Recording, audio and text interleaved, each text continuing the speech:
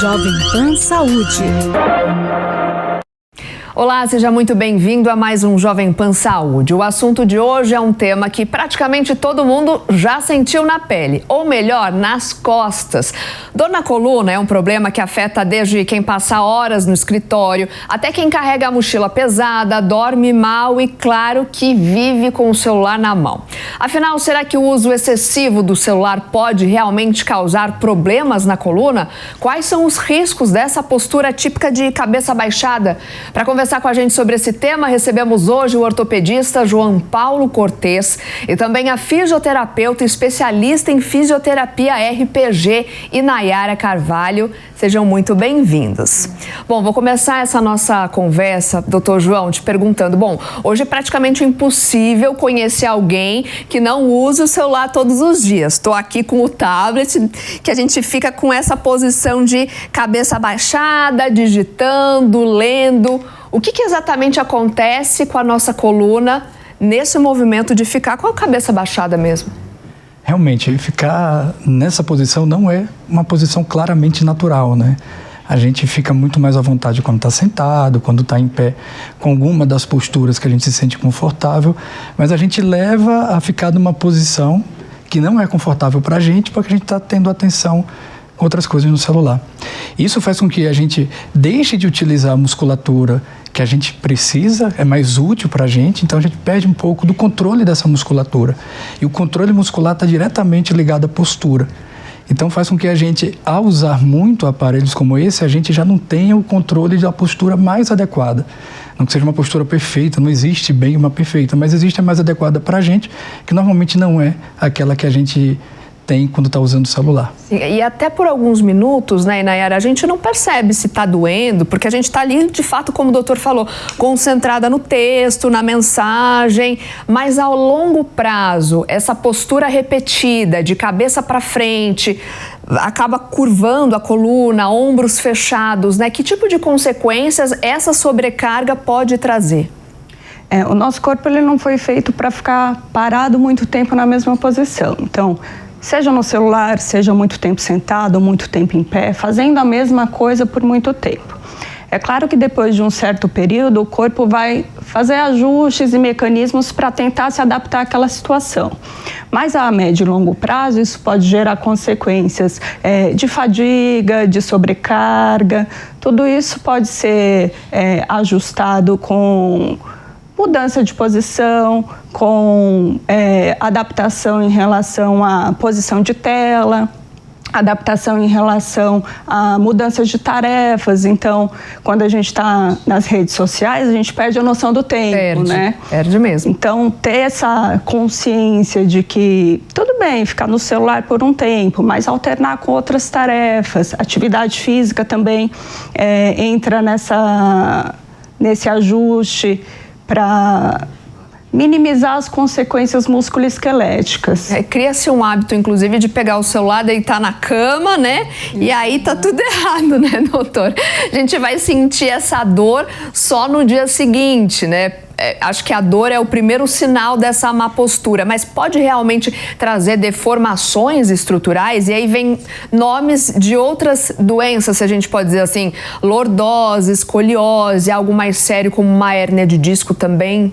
A longo prazo, sim. A má postura, né, seria uma das principais causas de dor nas costas.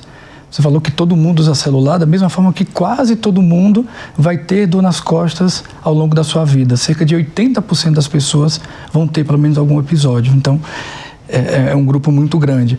E o que acontece é que a má postura está diretamente relacionada à musculatura e a musculatura é a principal causa da dor nas costas.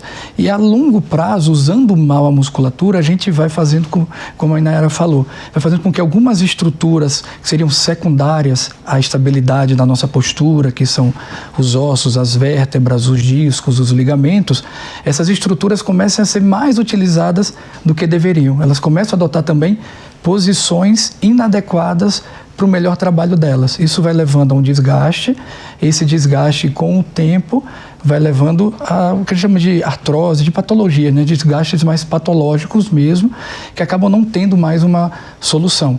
Então, a má postura pode sim levar a problemas graves e muitas vezes a causa da má postura acaba sendo o celular, né? E é como se o corpo pensasse, bom, a pessoa está o tempo todo ali, com a cabeça baixa. Eu acho que é assim que ele tem que ficar. E aí você não consegue mais ficar com o corpo ereto, porque também passa a doer, né? Exatamente. O corpo se adapta ao que a gente faz. A Nara falou, o corpo não é feito para ficar parado, porque ele não tem uma única posição. A gente precisa utilizar as várias funções, as várias posições que a gente tem para que a gente faça todas as funções naturais. A gente ficar sentado, ficar em pé, deitar da melhor forma. E quando a gente adota uma posição única, isso realmente não faz bem para o nosso corpo. E aí, Nayara, quando a gente pensa, né, do uso do celular, nós adultos, enfim, a gente usa mesmo, mas as crianças também estão usando o celular e tablet cada vez mais cedo. Como que esse hábito pode afetar também diferentes idades? Sim, pensando muito mais além da parte ortopédica, musculoesquelética, tem questões já psicossociais mesmo envolvidas, né? Então, a gente já sabe que quanto mais tarde eles começarem a fazer esse uso de telas, melhor, porque criança foi feita para brincar, e é nesse brincar que elas vão desenvolvendo essas funções musculoesqueléticas neuromusculares mais avançadas, a questão proprioceptiva, que é muito importante também. Então, esse brincar é muito importante, colocar a mão na massa mesmo, e aí quanto mais tarde elas começarem a usar a tela, melhor.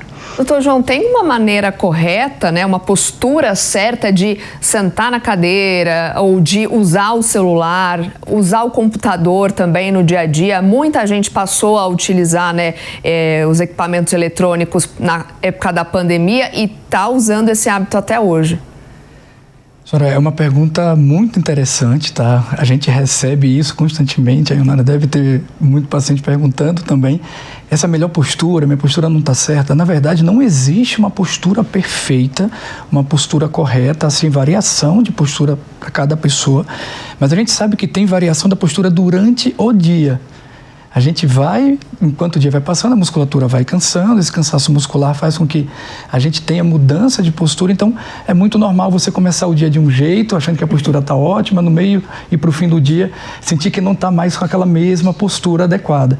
Isso está muito relacionado a ficar muito tempo na mesma posição. O corpo é feito para se mover, e se você se move durante o dia, isso vai ajudar você também a ficar com a mesma postura durante o dia, porque você vai estar lá estimulando a musculatura como se estivesse com uma criança, brincando, se movimentando constantemente. Então, ficar na mesma posição, tipo, como se fosse uma posição perfeita, realmente a gente não tem essa posição, mas tem posições mais adequadas. Eu acho que ficar sentado, mas o Leonardo fala melhor isso, eu gosto muito, eu entendo que você ficar sentado, bem encostado, é uma forma mais segura de você achar a posição mais adequada para você. Não tem mesmo como você... Aqui mesmo, a gente está sentado, daqui a pouco você se incomoda, aí você muda a perna, muda de posição, aí quer encostar na cadeira, volta, quer atender um telefone, puxa, pega... E é isso, né? Não tem como, de fato, ficar ereto o dia inteiro. Não. O próprio corpo, ele dá sinais de que ele precisa mudar de posição. Então, não tem a postura correta, perfeita, em relação a posicionamento no dia a dia. O importante é a mudança de posição.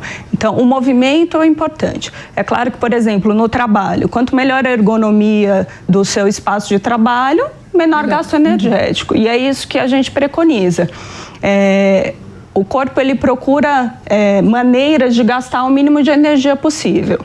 Então, essa mudança de posição, quando o corpo começa a pedir para mudar de posição, é justamente porque ele está gastando energia demais naquela posição, está fadigando estruturas por um tempo prolongado, e aí ele mesmo solicita essa mudança de posição para que minimize o gasto energético dele.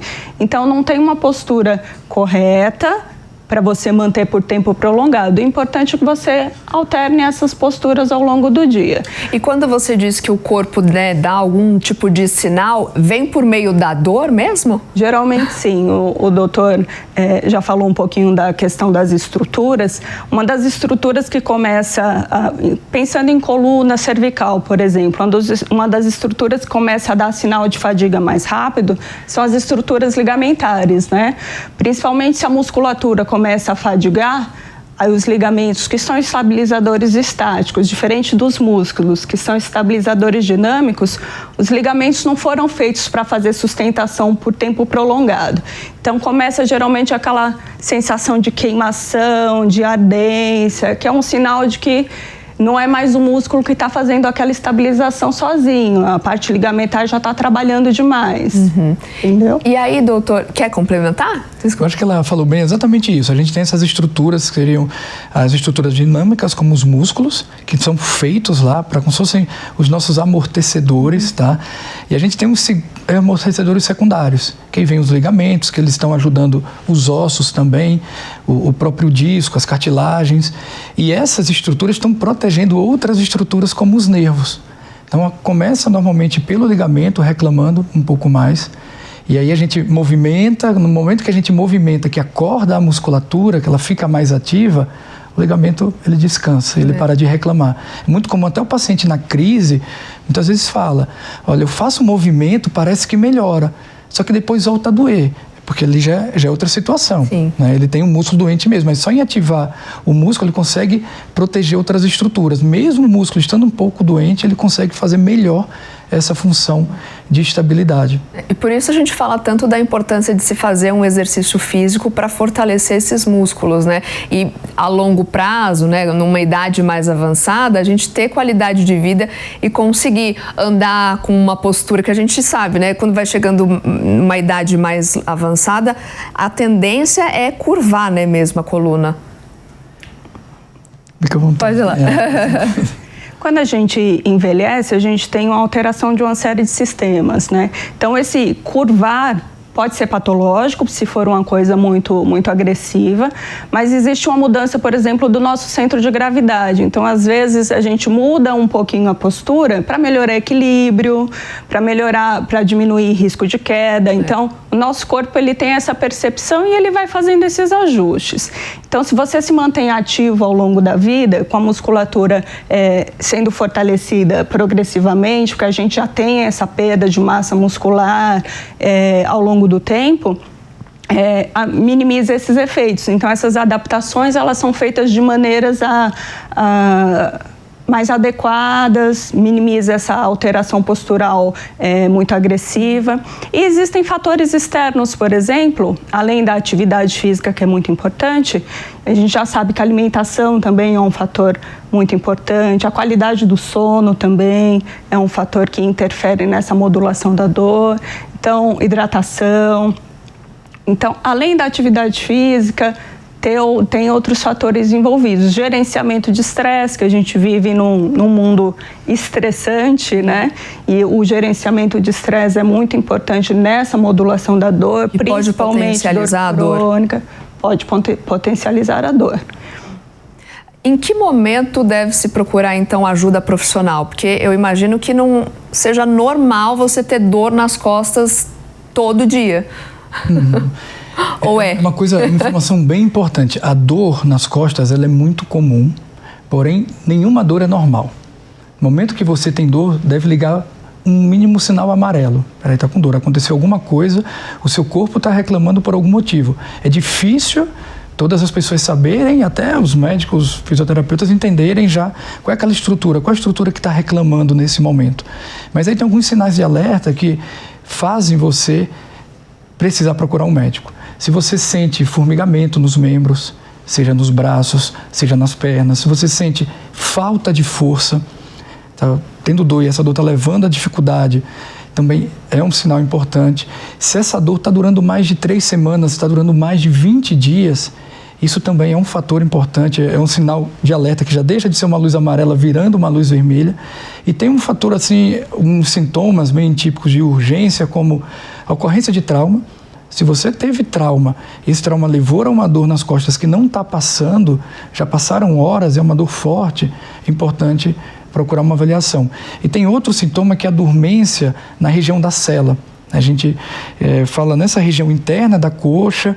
Quando tem uma dormência nessa região, também isso é um motivo para que você procure ajuda o mais rápido possível, né? Mas na maioria das vezes, quando a gente tem aquela dor nas costas, ela é uma dor relacionada à postura, relacionada à musculatura. Se você consegue evitar essa dor no dia seguinte, possivelmente ela não vai voltar.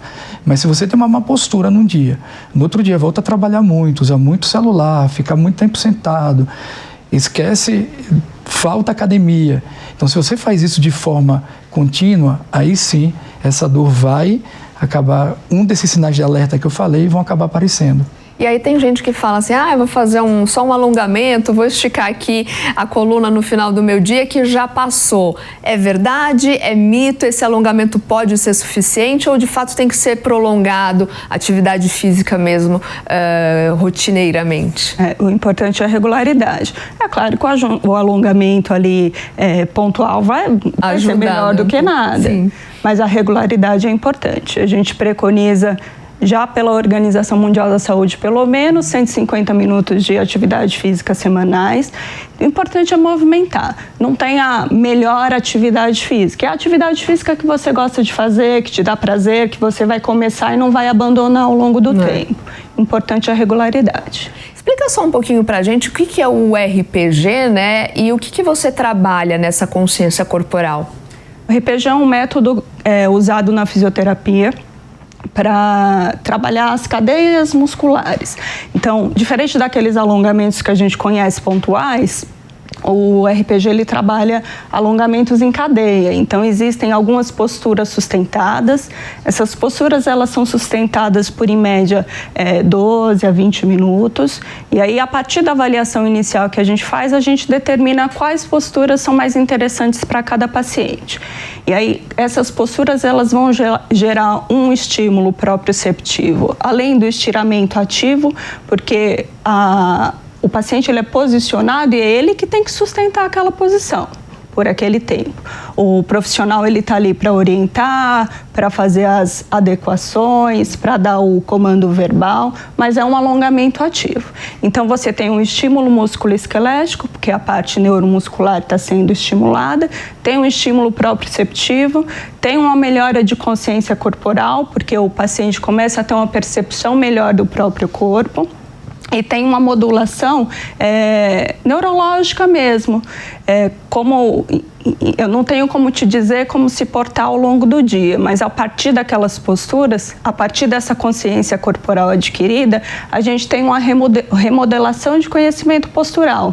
Então, ao longo do dia, você mesma vai se reconhecer, vai sentir o seu corpo, vai aprender a reconhecer quando o seu corpo precisa fazer alguma modificação ou não. E dá para dizer o que as pessoas mais erram na postura, no dia a dia, ali, sem perceber, que ela acaba fazendo até como um hábito?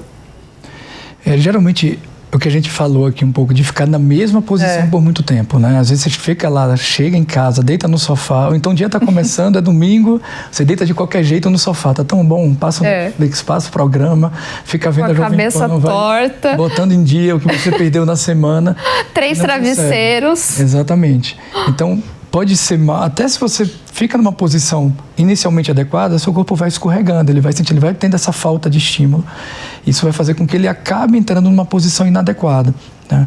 Eu acho que esse é o maior pecado que a gente pode cometer em relação à postura. E tem a questão também da hora de dormir, né, Inayara? Eu até brinquei falando, né? Tem gente que dorme com mais de um travesseiro ou dorme numa posição praticamente a noite toda, aí quando você acorda, tá com aquela sensação de coluna travada, o pescoço, acorda com torcicolo. Tem também uma forma ou melhor postura para dormir? Postura para dormir é um pouco subjetivo, porque é o conforto de cada um. Sim. A gente sabe que o travesseiro também é uma questão individual, a densidade, tem gente que se adapta melhor a uma densidade do que outra. A gente orienta que o travesseiro ele mantenha um alinhamento da coluna para que ela fique o mais neutra possível.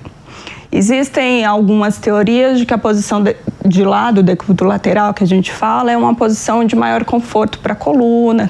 algumas orientações de colocar um travesseirinho ali no meio do joelho para manter alinhamento. Mas mais importante do que isso, é uma higiene do sono. Quando você começa a se preparar para dormir, você relaxa para dormir. Quando a pessoa ela vai dormir com aquele ritmo ainda acelerado, às vezes nem é um posicionamento que vai fazer ela dormir mal. Essa presença excessiva de cortisol no sangue que não te deixa entrar num repouso adequado e aí você não acorda descansado no dia seguinte. Barriga para baixo, jamais. ou é um mito? Esses extremismos também, eu não gosto de trabalhar com essas questões de extremo. Então, não pode de jeito nenhum dormir de barriga. Se a posição de conforto dele para dormir, é importante que ele durma bem, que acorde descansado. Mas não é a melhor das posturas. Tem algum exercício ou alguma coisa que a pessoa possa fazer na hora de acordar, que já está sentindo essa dor? Um alongamento mesmo, que seja simples, que dá até para demonstrar? O importante é você ir despertando, porque o seu organismo está todo em repouso, então aos pouquinhos você precisa despertando. Então, fazer alguns movimentos de mobilidade, então posiciona as duas pernas na cama, rola as duas pernas para um lado e para o outro, levanta, fica sentado um pouquinho, faz uma rotação de coluna antes de levantar abruptamente. Então, é importante aí gerando esses movimentos progressivamente para que você não desperte abruptamente seu sistema musculoesquelético. Doutor, quando o paciente ele procura o ortopedista, a fisioterapia é um tipo de tratamento? Que outros tratamentos envolvem a dor na coluna? A fisioterapia é essencial, né? Claro que por mais seja muito importante, acaba não sendo a única estratégia envolvida no tratamento. A gente falou de vários pontos relacionados à dor nas costas, à dor lombar, então ela tem uma certa complexidade. Aquilo de não vou tratar uma dor, muita gente pensa que toma uma injeção, resolveu. Não funciona assim. A injeção pode até ser uma estratégia boa também. Eu tento explicar para os meus pacientes, eu gosto muito de corrida, e eu descrevo para eles, tem 4 letrinhas para você lembrar, que é o PACE. Quem corre lembra sempre. Sim.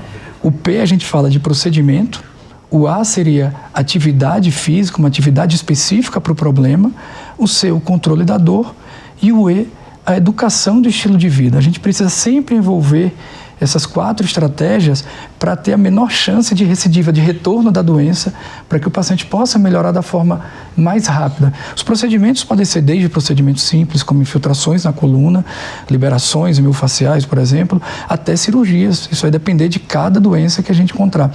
Atividade específica, aí sim, é outra estratégia essencial. A gente não tem como fugir dela. Quem nunca praticou atividade, eu já pergunto sempre, descobre uma coisa que você gosta, ou que você acha que vai gostar. Isso é muito importante. Qualquer atividade que a gente fizer vai nos fazer bem se a gente estiver fazendo dentro de uma faixa de segurança. E aí que entra o profissional mais capacitado para isso, que é o fisioterapeuta.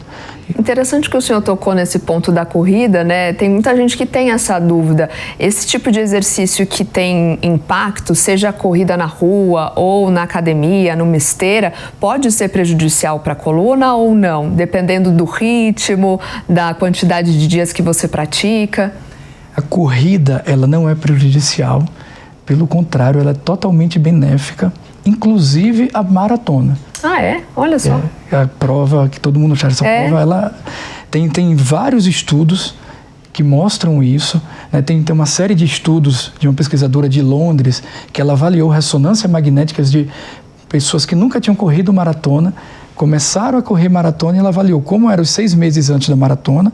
Claro, essas pessoas fizeram uma série de treinamento específico para estarem preparados para os 42 quilômetros e depois ela avaliou logo depois da maratona e também 6 meses depois. Ela fez exames de coluna, de joelho, de quadril e a conclusão que eles tiveram é que os pacientes, até os que já tinham algum problema de coluna, não tiveram nenhuma piora, nenhuma mesmo, e alguns pacientes, 25% daqueles que tinham algum problema, apresentaram melhora do achado que eles tinham na ressonância magnética.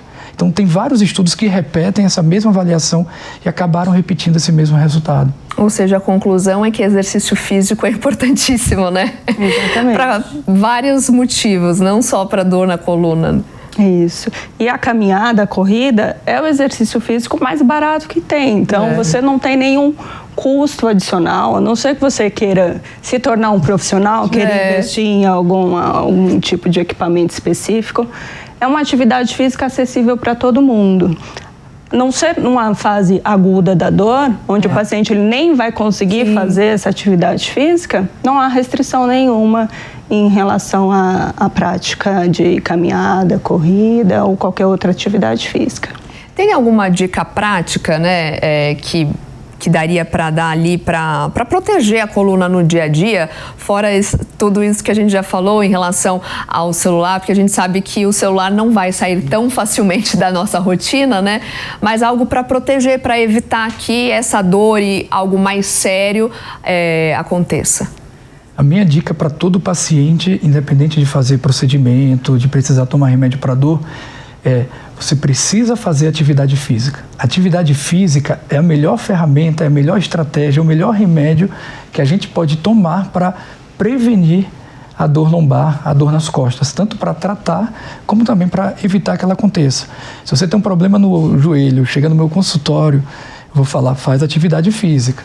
No momento que puder, isso vai evitar vários outros problemas, além do que a Ionara citou. Ele falou de vários outros problemas relacionados à parte neurológica, psicológica também. A atividade física tem muitos ganhos e ela é a principal estratégia mesmo para evitar problemas e piora também da sua dor lombar. A fisioterapia pode ser, inclusive, uma atividade física? Sim, sim. O paciente que, por exemplo, é sedentário, ele tem muito medo de começar uma atividade física sem supervisão. Então, a fisioterapia pode ser uma estratégia inicial para iniciar essa exposição ao movimento com o paciente e ele adquirir aquela percepção corporal, aquela consciência de fazer exercício e aí, a médio e longo prazo, iniciar uma atividade por conta própria, com regularidade, que ele goste de fazer. Então, é uma estratégia para iniciar essa exposição ao movimento. É claro que a fisioterapia é um tratamento, a gente trabalha com controle de sintoma. Então, a gente tem esse trabalho preventivo, mas a maioria dos pacientes que chega para a gente chega com sintoma. Então, nosso objetivo inicial é controlar sintoma. E aí, partindo do princípio de fazer essa exposição gradual do movimento ao paciente, deixar ele apto a seguir a vida na atividade que ele gosta de fazer. Eu acho que é isso, escolher a atividade que mais gosta, porque não adianta, porque a corrida está na moda, vou fazer corrida, se a pessoa não gosta, né? Não adianta. Exatamente. E complementando, eu falo muito para os pacientes, eu tento orientá-los o quanto a fisioterapia é importante e o quanto ela deve ser encarada mesmo como uma atividade física. A atividade física deve ser feita dessa forma, de forma gradual, de forma progressiva. E quando você tem alguma doença, o melhor profissional para fazer exercício, e é realmente exercício, para que você evolua de forma progressiva, até para chegar novamente naquele nível que você está lá, ou seja, competitivo ou não, o melhor profissional para ajudar a gente com isso é a fisioterapia. E a fisioterapia, quem já fez a fisioterapia voltada para ortopedia, voltada para o esporte, sabe que ela não é choquinho, massagem, claro, são estratégias que os fisioterapeutas podem utilizar. Mas esse paciente ele vai ser exposto ao exercício. Ele vai ser exposto da melhor forma, com quem entende de movimento, com quem entende de vários princípios relacionados à boa prática do exercício. Supervisionado.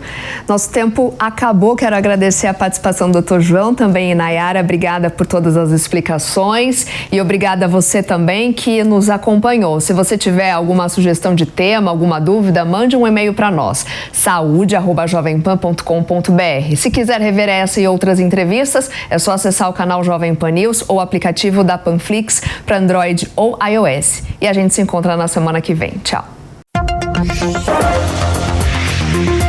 Jovem Pan Saúde. A opinião dos nossos comentaristas não reflete necessariamente a opinião do Grupo Jovem Pan de Comunicação. Realização Jovem Pan.